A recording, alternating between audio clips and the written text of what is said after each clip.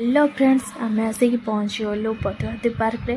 तो आपण मैंने चाहते जदि नुआ नुआ वीडियो देखापी आम सहित बुलायापी तो वीडियो को लास्ट पर्यंत निश्चय देखु।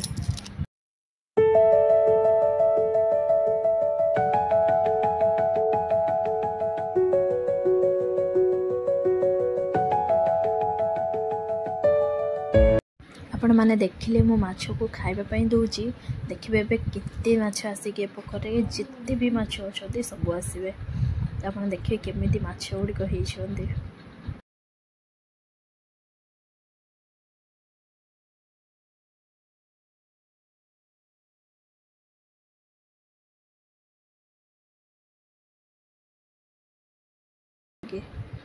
तो आपण मैंने देखु केते सुंदर माछ गुड़िक देखा जाउची।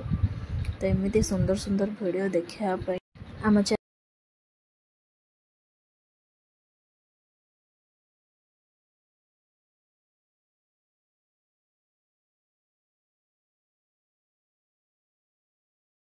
आ बहुत सारा भल पाइबा दिंतु। देखु बुद्धदेव बहुत बड़ मूर्ति। तो से बड़ मूर्ति देखिए मत तो आश्चर्य बहुत लगे। एत बड़ मूर्ति बुद्धदेव बहुत सुंदर लगुच देखापी। आम तो जाकि दिन में बुलिक आसलु। आपण मैंने राति देखिए आहरी सुंदर देखा। लाइट जो ताऊपर पड़ुची ना से पूरा माने बहुत रु बहुत सुंदर देखा।